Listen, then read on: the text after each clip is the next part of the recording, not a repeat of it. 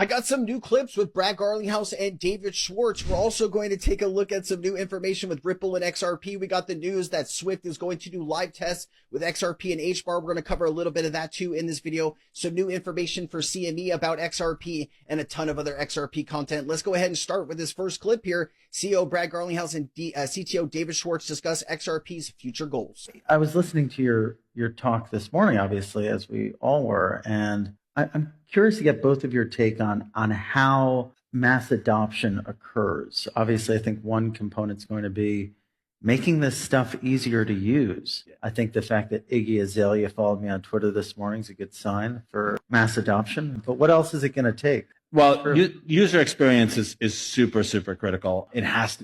You can't, if you have to understand the technology in order to get it to work, there was a time when you had to understand cars to drive a car. You had to understand copying machines to have a copying machine. We have to turn that corner. But I think the other thing is that we need products that meet needs that real people actually have. One of the things that I mentioned in my talk is, like, for most of us, we're very well connected to the financial system, and getting money into and out of a blockchain is not difficult for us.